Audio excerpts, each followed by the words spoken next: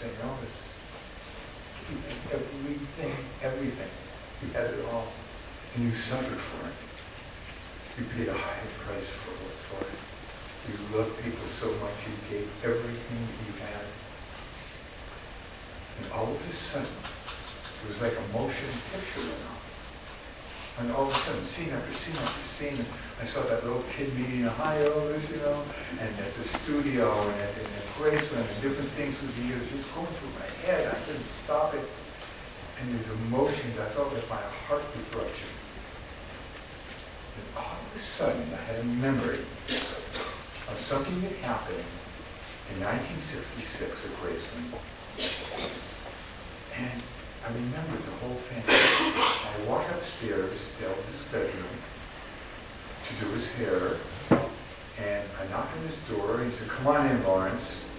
And I walked in, and then I saw him. I knew something was up. Elvis had a magazine. I said, "Well, what's up, Elvis?" He said, "I'll tell you what's up. Look at this." There's a picture of Elvis they got. And the picture was from one of his movies, it had tears in his eyes, had anguish on his face.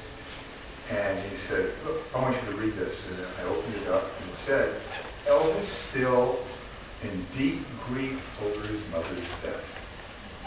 And Elvis said, "Do you believe that, man? Keep reading."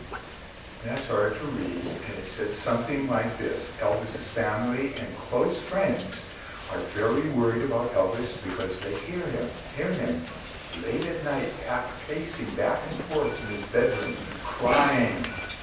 And one insider, not just that they use insider, right, said they're afraid Elvis might want to do something to himself to join his mother.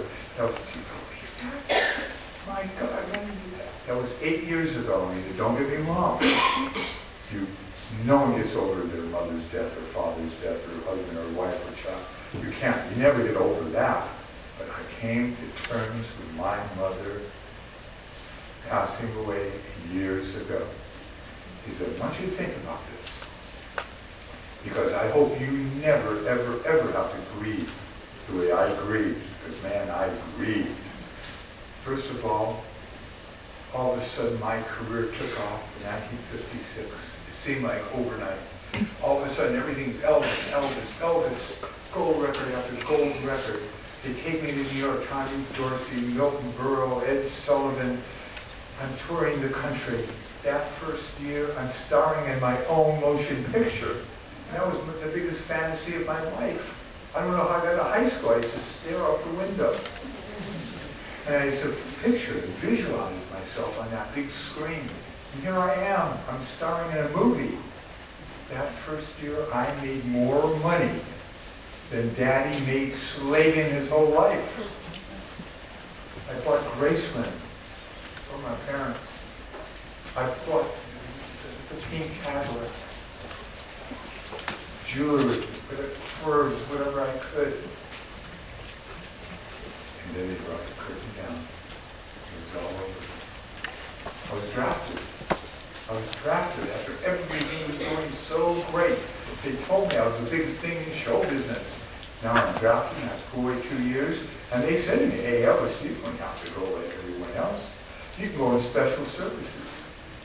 You can tour the bases around the world and sing and meet the guys." No, there's no way. No way. I'm just like everyone else. And I'm a model for other people.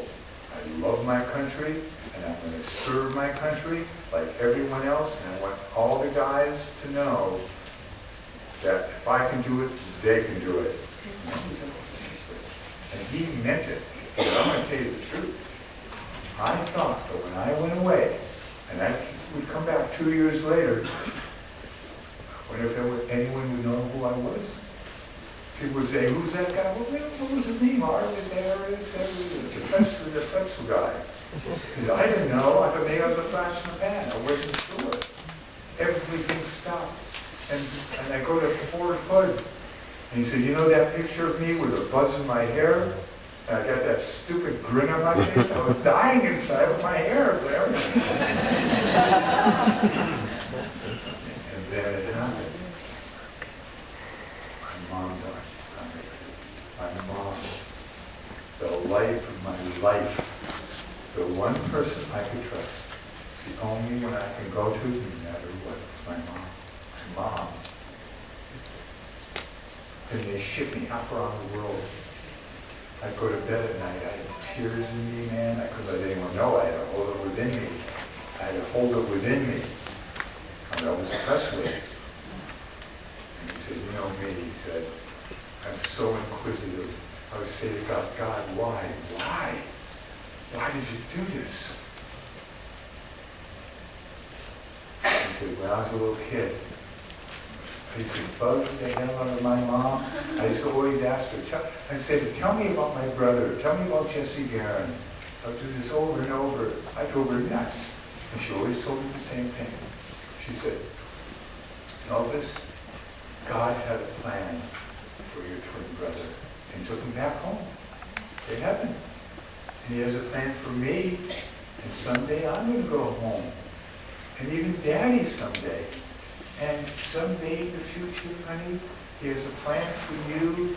And someday you're going to go home. And we'll all be home someday in heaven together. Someday, Elvis. Elvis looked at me. And he said, exactly what I believe there. That we're all going to go home someday. And I just want to finish by saying that I did something that I can probably say I did. Right after the funeral of Graceland, we all walked up to the casket. And we're going to say goodbye to Elvis. This is it. The lid's going to come down. George and Vernon Presley and Jerry and Joe and Sam Thompson and Dick Grove and Alan Fortas was there and Richard Davis and Billy Smith. We're all standing there. And the lid was coming down. And Vernon screamed out, this is it, son. This is it. This is the final curtain. And as the lid's coming down, I put my hand in. And I put it on Elvis's forehead. And I said something privately. And as the lid came down, I took it up because I wanted to be the last person to ever touch him. And I did it consciously and purposely.